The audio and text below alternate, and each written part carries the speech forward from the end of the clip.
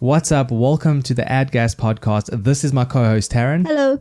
My name is Brandon, and in today's episode, we're going to be discussing about Chinese off-road manufacturers. And in order to figure out what is going on in the present, we need to look in the past and figure out what went down in history to get us to this point. I hope you guys enjoy the episode.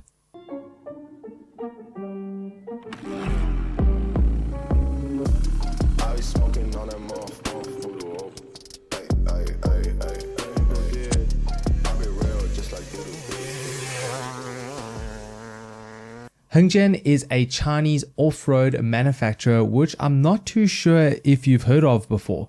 They have been producing some pretty good two-stroke off-road motorcycles these last couple of years, and I think it's definitely worth talking about. Before we get into that, I think it's quite helpful to go back a little bit in history and just see exactly if history will repeat itself.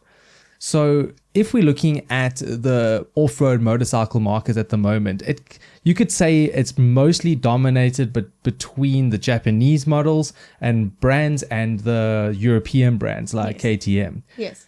With the Japanese motorcycles, if we look back about 60, 70 years, 1950s to the 1960s, Honda, Yamaha, Kawasaki, Suzuki, these motorcycle manufacturers weren't producing, let's say, the most high quality products that we know them for today. Yes. A lot of them were seen as being, let's just say, affordable, in quotation marks, but yeah, maybe the quality wasn't there yet. It only took to the 1960s upwards when Suzuki actually hired Joel Roberts as well as Roger DaCosta, when they started making some massive headway in the off-road space, winning some quite good off-road motorcycle titles. And this really set them off for the future. And then we see the 1970s when they really start innovating and creating some interesting models, focusing towards that off-road market, let's say. Some that might be familiar to you, Taryn, would be maybe like the YZ250 or the CR250, KX250, all of these brands, RM, these are really popular and have been made popular over the years just for the quality and the reliability of these products. This is when we really start seeing the Japanese models taking the crown from the European brands. Then 1980s, 1990s, these guys or these brands have absolutely dominated, really taking the crown from those European brands. Looking into China, pretty much we're in that era of, let's say, copycat era. I don't want to call it copycat. I would like to refer to it more as reverse engineering. We know that China's quite good at reverse engineering. So this is, something that we've been seeing quite often. What are your thoughts about, first of all, the Japanese history behind those quite iconic brands, Taryn? Well, to be fair, I think there's been a lot of discussion and a lot of people just know in general that, back in the day, it took a while for, let's just say, the Asian market and the Asian products to be at the level that they're at now. It took a lot of research and development, and they definitely didn't start off on the best footing, but over time they have developed, especially like Yamaha, they've developed their bikes to be so competitive now that, we see them as top brands. But comparing that to China, it's definitely an interesting situation. I mean, where we are now, where is that, could you say, compared to where, Japan was 60 years ago? Yeah, I would say we in that beginning phase, so those 1960s, 1970s, we're starting to see a lot more Chinese off-road motorcycle brands coming through. And coming back to your point, I think that it's quite clever in many regards to use that reverse engineering tactic, because you start with a platform. Yeah. You're starting with something that has already proven itself. And I think that let's just say you step ahead quite quickly. But then I think that when things start getting quite interesting is when we start seeing these Chinese off-road motorcycle manufacturers start producing their completely own motorcycles. I think that you made a really good point where it's like they're starting off with a platform. A lot of, you could say, Chinese manufacturers who have started off, or in the beginning who started off just creating their own motorcycles, maybe didn't start off with the strongest products. But I think that this leads us into a good point in this episode where we can reflect on two, you could say, noteworthy Chinese manufacturers or brands that did start off on a good footing with, the foundation set by those top brands. And the two that we'd like to speak about first is KO, and the second one is the GPX motor.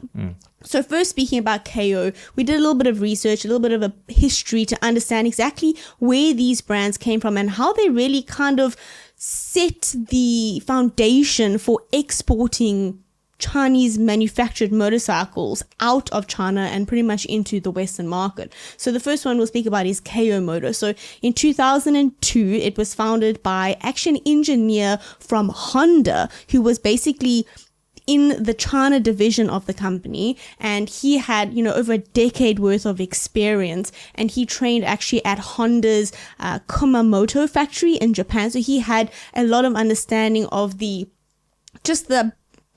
quality control and the manufacturing processes of Honda. He basically wanted to create this brand, and the goal behind it was to create and fill a gap, create motorcycles that filled the gap that created well-built ADVs and off-road motorbikes at an affordable price, right? So he kind of had this idea of, I can build a Honda quality bike but at a Chinese price, right? So then look forward 2 years, got 2004, they're now suddenly creating new factories so they can up their production and their capabilities.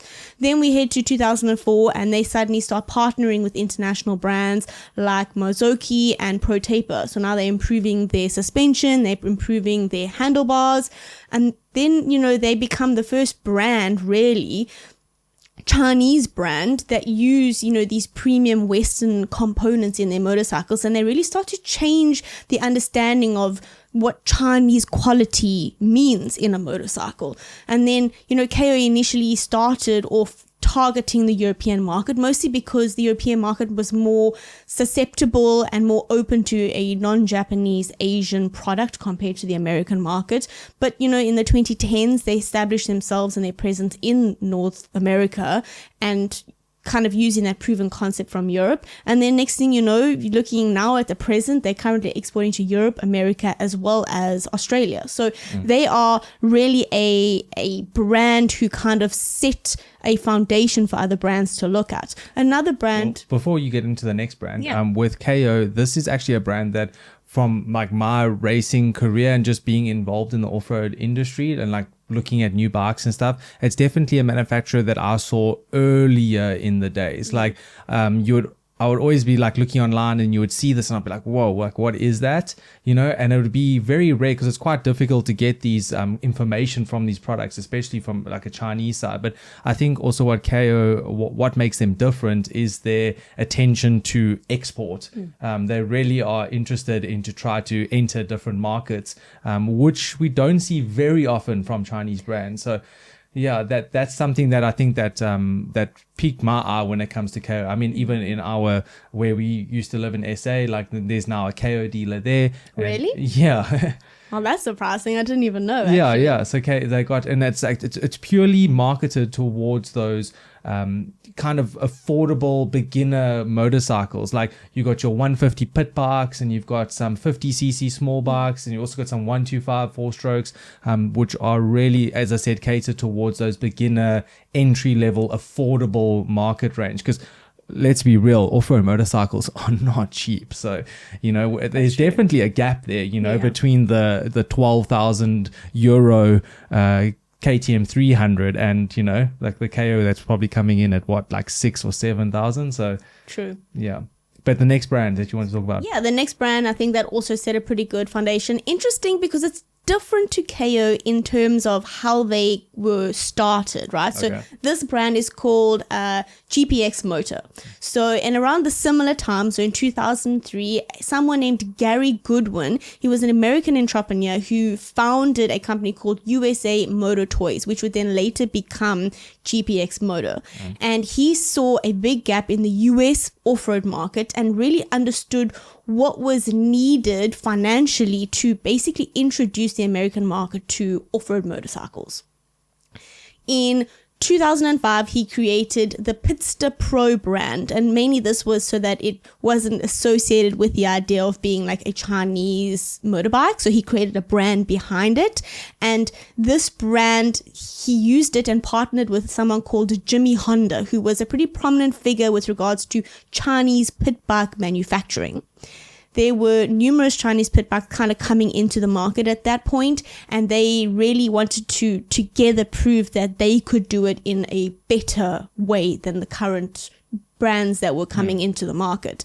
They had this belief that they could take Chinese manufacturing and make it work for American families by controlling the quality and the service, because the headquarters was actually based in the US. Oh, right. So quality and manufacturing was in China, but the actual customer service was in the US. So it was a perfect, dual location collaboration for this brand.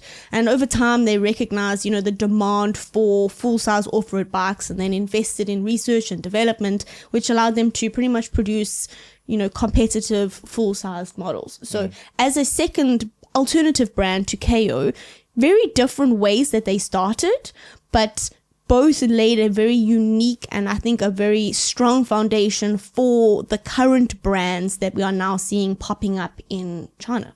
Also, another difference between these two brands is KO, if I'm not mistaken, focuses a lot more on four-stroke motorcycles, where GPX is quite well known for their 300 two-stroke model.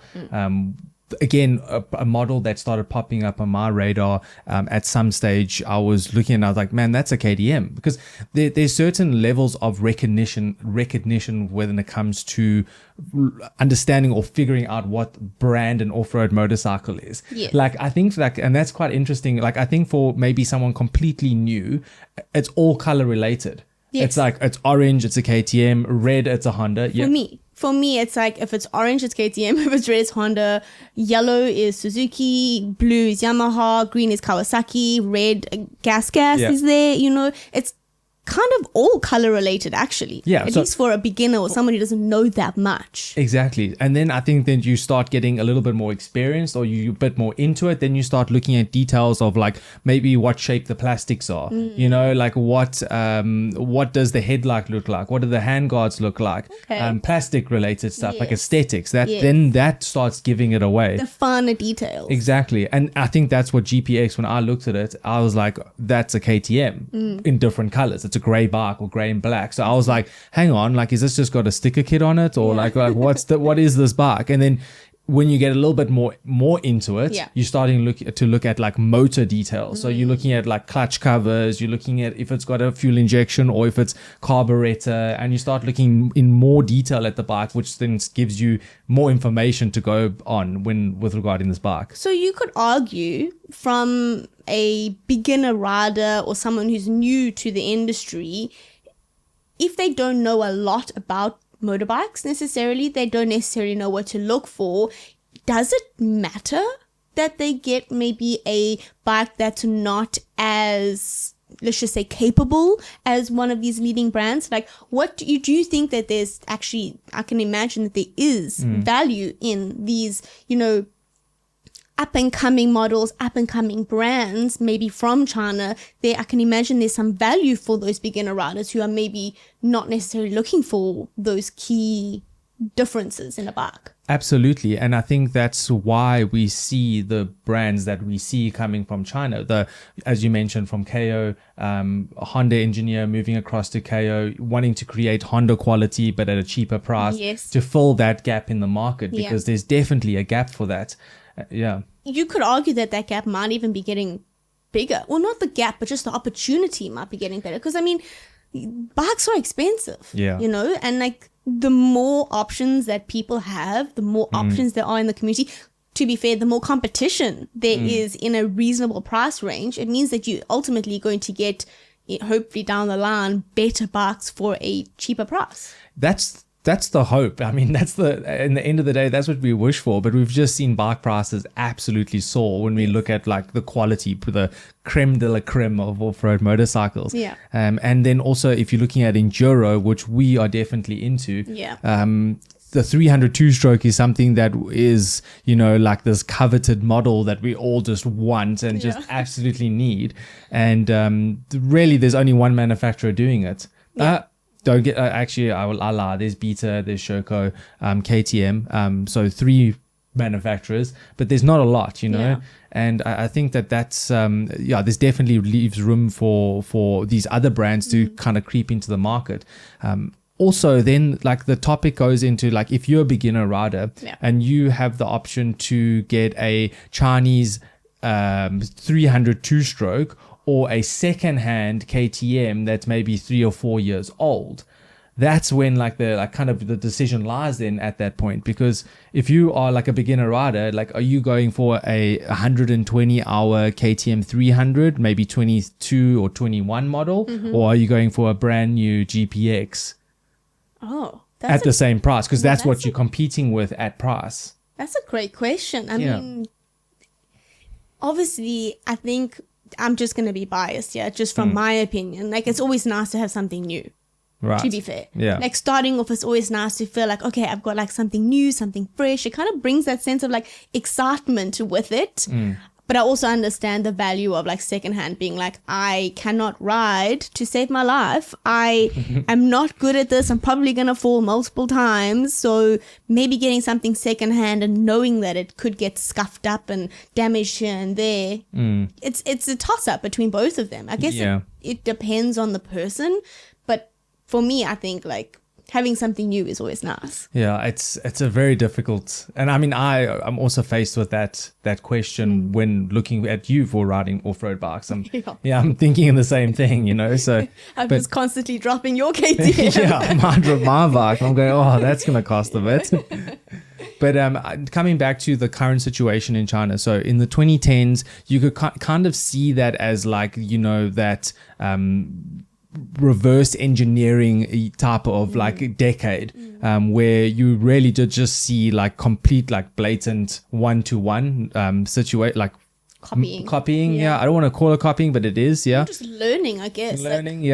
And then you get to the current situation where we are still seeing this one-to-one, but we're also seeing brands step out of that. So we're getting bikes like Cove, which is like kind of creating their own motorcycles using bottom-end technology from different brands, but then completely creating the top end. We've got the Cove 450 Rally, which is an off-road rally bike.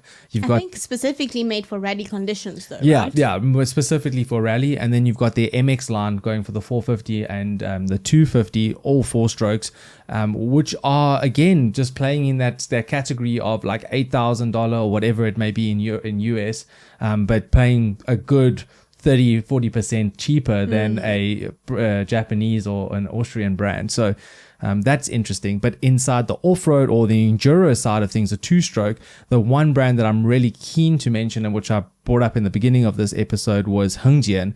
So there are a few other brands that do a KTM 300, listen to me, that do a 300 2-stroke model. But for me, Hengjian's definitely the one that stands out as the better of the bunch, let's say. They have a 300 2-stroke. It's basically one-to-one replica as a KTM 300 EXC. The only difference being really inside the let's say specs of the motorcycle is that it's carburetor and not TBI, which KTM is quite famous for. So that is the biggest difference. And you could almost say arguably some people like the carburetor better. It's more easier to tune. There's more power that you can get from it if tuned right. So it's very interesting. And then Hengjian offers like a range of it. So you've got your Husqvarna Hengjian, you've got your KTM Hengjian, and you've got your gas Hengjian. So it's all the same bike really, but it's just different plastics and looks different. That's the main objective. Yes. But they are very interesting. How are they with regards to like pricing? I feel like if you're looking at a new KTM and then you're looking at a Hengjian, and clearly they are very similar. I mean, I can assume that maybe the Hengjian is not as good as the KTM, but first let's see, like, what's the pricing like between these two? Well, I think the pricing and what you get are quite related. So when it comes to how they manufacture these off-road motorcycles, it's definitely, I don't believe that it's at the same quality as what KTM. And we're talking about like coming back all the way to raw materials. So the manufacturing process of these motorcycles, they're using different materials to build the motorcycle. So reliability then becomes a big question. And because these bikes are so new, you don't really know what's going to happen. What Hengjian has been doing very well though, and what I've seen is that they've been providing a lot of spare parts. So they they understand that, you know, a motorcycle needs to change a top end at 80 hours, whatever it is, especially on a 302 stroke. And then what, you know, like everything else that they need to do. The price though, so you're looking at about 3,000 USD direct conversion from Chinese RMB, 3,000 euro or sorry, USD for a Hengjian 300. And that is insane. Yeah, a KTM you can look at about 12,000. That is insane. Yeah, it's like wild. A quarter of the price, and obviously, as you said, you're paying for what you're getting. But then it comes into question. Pretty much, it's the same situation as what you asked me earlier. It's like, would you choose a new KTM, or for if you're a beginner or kind of trying to get into the market? Maybe this is a really decent option. Well, and you look at like some tour groups like Jarvis Tours. We recently saw Darius and Jarvis doing launching their Armenian Jarvis Tours clinic or, you know, tour, and they got a fleet of these Hengjian 300s there. So they choosing, you know, they choosing that makes so much sense, especially if it's for training or tours. It's going to get battered by newbies or people, you know, out on the tours and on the trails. For a coach, for someone who's looking to set up something, what a perfect, you know, investment, really. I think so as well, and I think they think the same thing. I had a little chat with him because I obviously got to ride the bikes, and Jarvis was saying that like the bike is not bad, it needs tuning though. So I mean, we're talking about a top level rider here, you know, but someone that's tested it and going like, you know, not bad, you know, like that's surprising. That just needs some tuning, just needs some little tweaks here and there, or little big tweaks, let's say. But yeah, it's an interesting topic, and I think something that's going to be coming up more and more in the future. Do you know what the process would be for someone who maybe was interested in a bike like this? Is it good question? How would people be able to buy something like this? Can they buy something like this? I mean, I know that they based in Chongqing, if I'm not mistaken, which is a really big hub for manufacturing, I think, with bikes as well. But I'm not really sure. Like, I mean, we have you could say, has access to a bike like this, but like not many people necessarily do.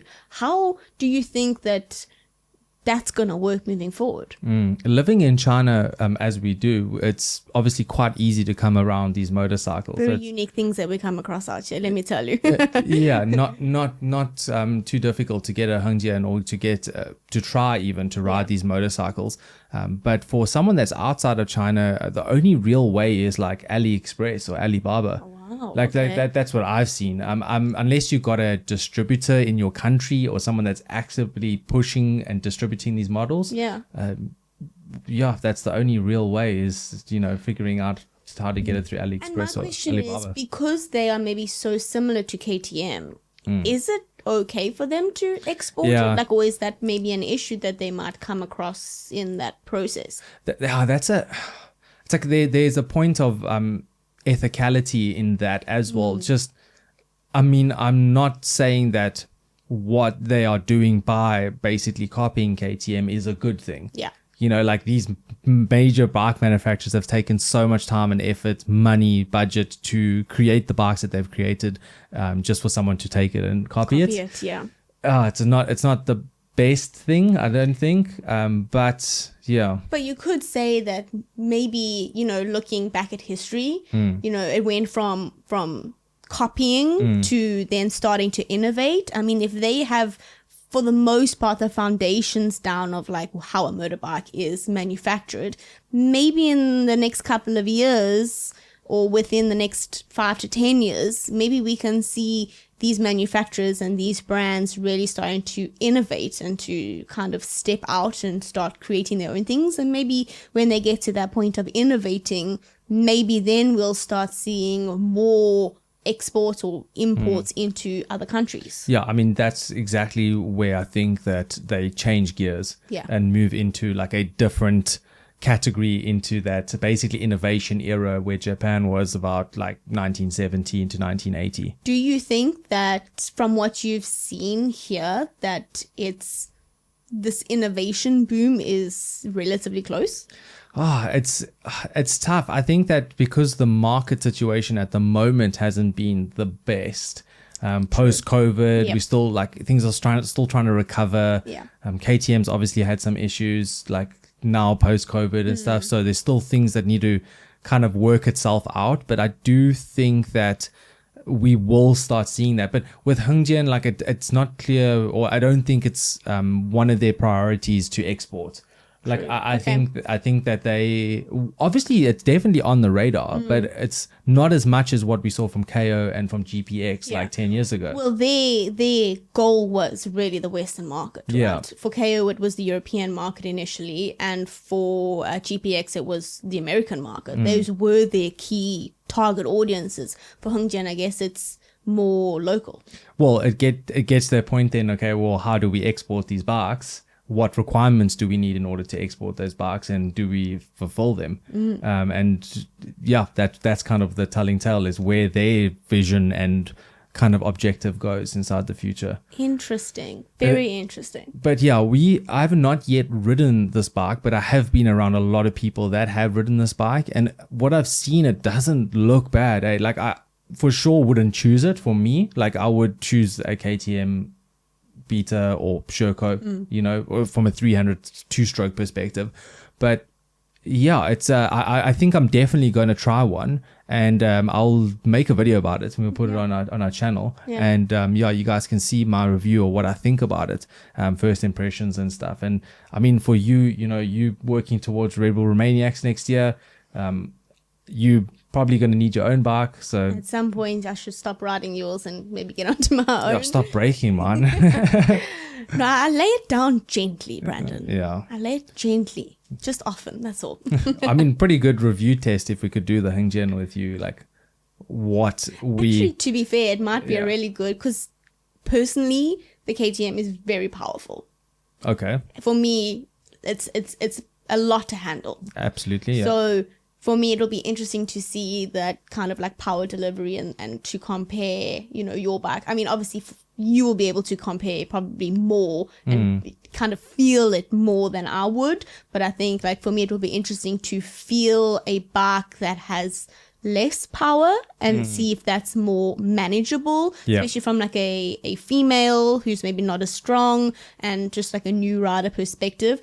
But at the same time, I think that when it comes to like racing, it makes sense to train on a bike that you're probably going to race with. Like I wouldn't want to train on a bike that's maybe got less power and then all of a sudden get to a race and have to jump onto a KTM and not actually know how to manage that power. So I think it depends on, what your goal is ultimately. If you just want to be riding with your friends on the weekends, if you're just kind of enjoying being on the bike, that's very different to training and really trying to get into that racing side of things, where it's like you need to know how to manage the power if you're entering a big race on I would call it myself a big bike. Yeah, for sure. I completely agree with you. But let us know what your guys' thoughts are of these manufacturers and these bikes. I'm pretty sure that you have seen them inside your riding groups or on the trails even. Let us know what your thoughts are about that, because I'll be quite interested to see from an outside of China perspective with what, what do you think? What do you think of how they look? I mean, not necessarily how they ride, but how they look. And also, if they were to be brought into your country or where you were, would you consider buying them? Is this something that you would be open to if it was to enter your market at let's just say a reasonable price? Cool. And that pretty much brings our episode to an end. Thank you so much for tuning in. It's been really cool to share some of our side of the world and motorbikes Absolutely. with you. And hopefully we'll catch you in the next episode. So until then, don't forget to add gas.